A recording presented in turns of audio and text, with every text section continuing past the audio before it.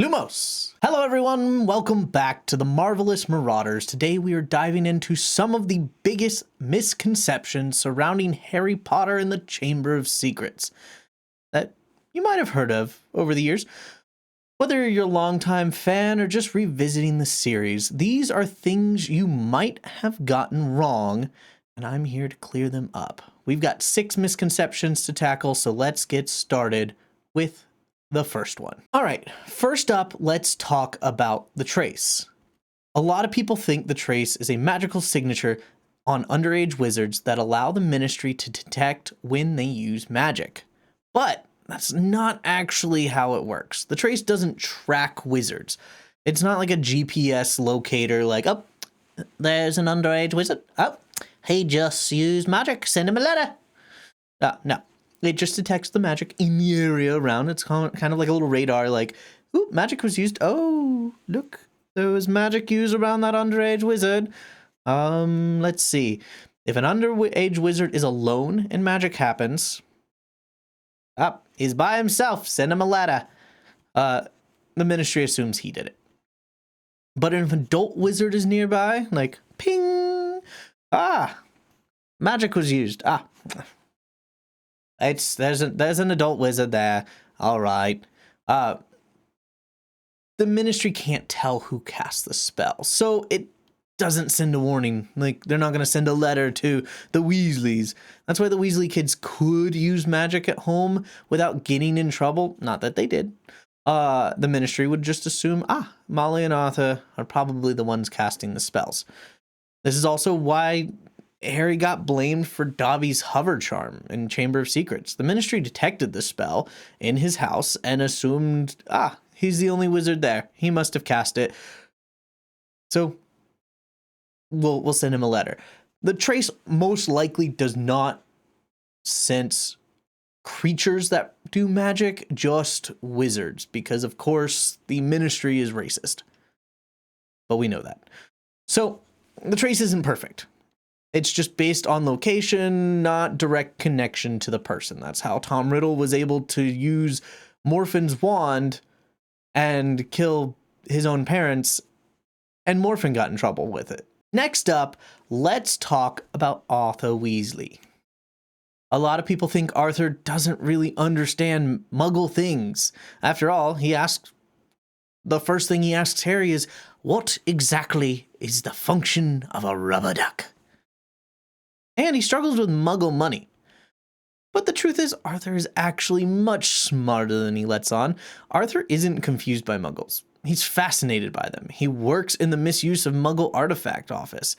He's enchanted a car to fly and even repaired Sirius Black's motorbike. His questions about Muggles aren't because he doesn't understand them. They're because he wants to learn more. Also, some of his confusion is just him being polite. When he asks Harry about things like escalators, he's likely just trying to make conversation, and he doesn't know what Muggles are interested in. He's just like, I've seen these escalators. And for Harry to, feel a little bit more special and be like, no, Mr. Weasley, it's not escalators, it's escalators. They're just moving stairs. They just move up and down, not like in Hogwarts where they'll just move from one end of the hallway to the other. But it's also to make the Muggles feel more comfortable. He is trying to talk to the Dursleys, maybe sounding a little stupid, so they're not like, this wizard, I'm intimidated. No, it's more just to, hey, what is this? I collect plugs. Do you like plugs? It's just, he's trying to make conversation and doesn't know what social norms are for Muggles. We also see him in the Ministry of Magic talking to Kingsley, and this is one of the clues that shows that he actually knows what he's talking about. Kingsley goes, yes, I need to get you my Firelegs report. And Arthur immediately goes, no, it's called Firearms, not Firelegs. Like, come on. Do better at your job as an Auror. Know what weapons are. But it's when we finally see Arthur in his actual, natural habitat, he's not pretending to be a goofy duddard.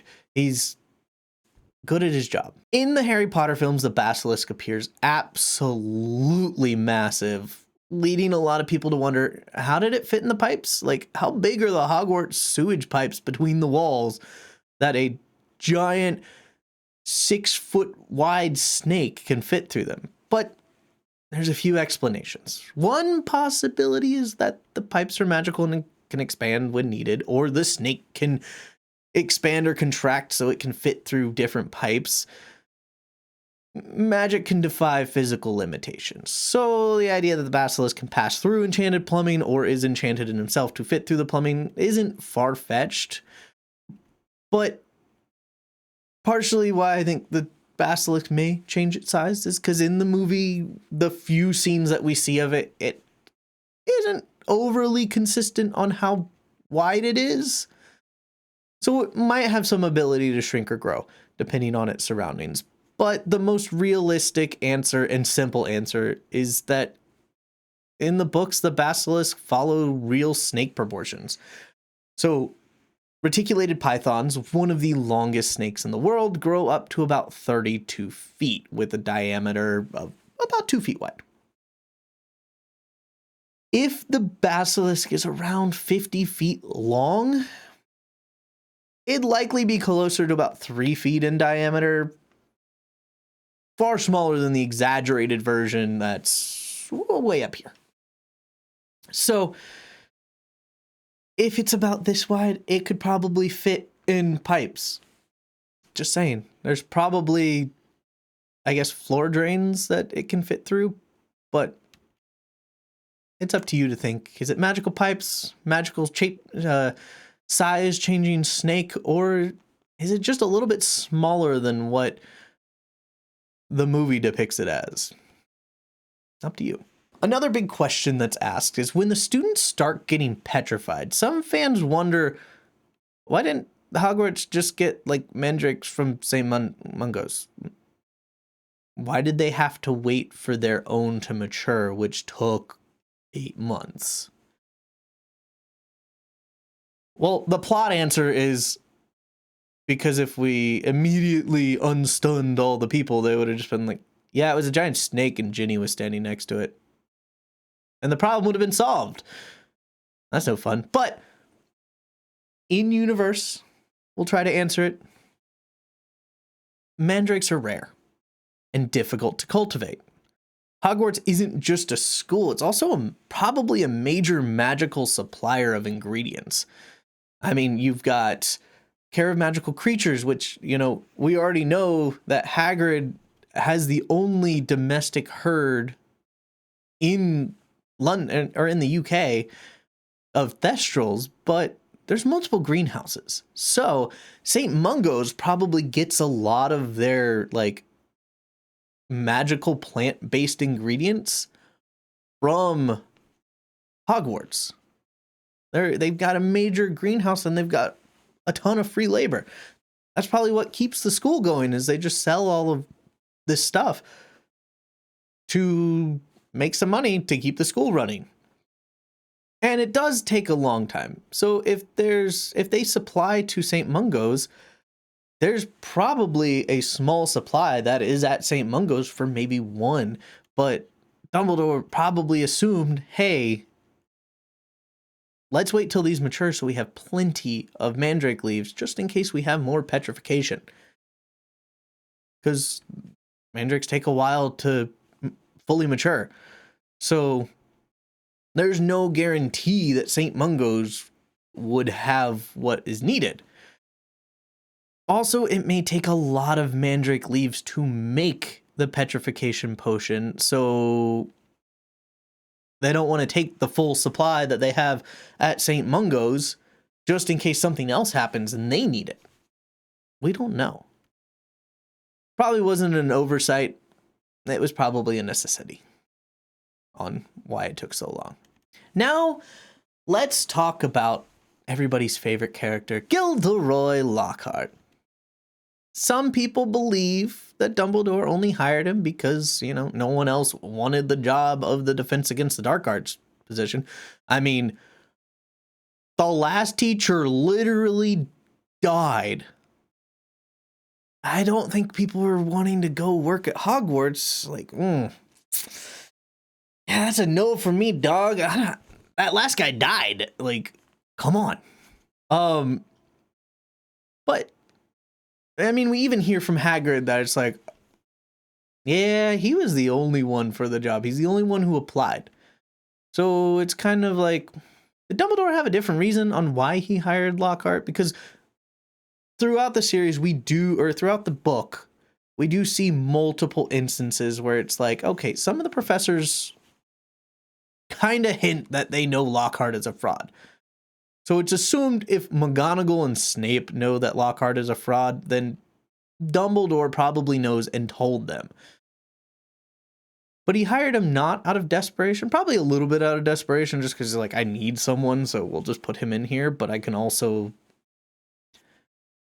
use it to my advantage. By putting him in a teaching position, Dumbledore knew that Lockhart's lies would catch up to him. Lockhart, on the other hand, probably saw it as the perfect opportunity to increase his fame. You know, he's got all of these admiring students who are like, wow, you're that teacher who did a bunch of stuff and put it in books. Oh, my book list is I have to buy all of your books.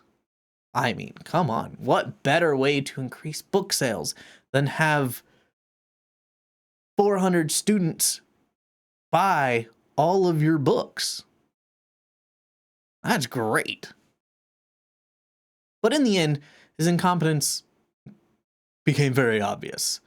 Leading to his downfall, Dumbledore probably didn't hire him because he had no choice, but to make sure that Lockhart fell upon his own sword, as he says himself. Because Dumbledore had friends who were used by Lockhart, so he wanted to make sure that Lockhart wouldn't do it again. It maybe ended a way that Dumbledore didn't think it would end, but Lockhart got his comeuppance. Finally, let's talk about Lucius Malfoy. Many people assume he works the Ministry, especially since in the scene in Flourish and Blotts in the movie, when Draco says, see you at school, and then Lucius goes, see you at work. It kind of makes it seem like he works at the Ministry. But Lucius Malfoy doesn't have a job. He's a stay-at-home dad who's having empty nester syndrome. Lucius doesn't work. He's wealthy and uses his money to influence the Ministry from the outside. This is all stuff that we do hear reading the books. I think it's mostly because of the movies. He donates to politicians, bribes officials, and makes sure laws favor pure blood families like his own. He was on the Hogwarts Board of Governors, but that wasn't really a job. It was just another way for him to wield his power so he can control what the students learn. And he only really wanted to be on there because Dumbledore ticked him off by not removing one of the stories from Tales of Beedle the Bard.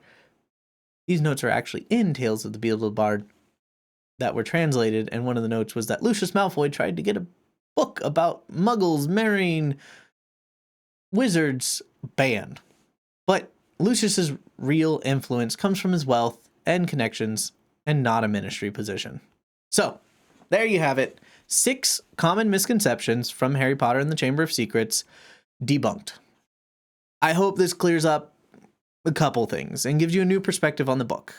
Maybe these are some things that you didn't know. So if it surprised you, let me know in the comments. And if you enjoyed the video, don't forget to hit the notification bell, subscribe, like, you know, all the good stuff.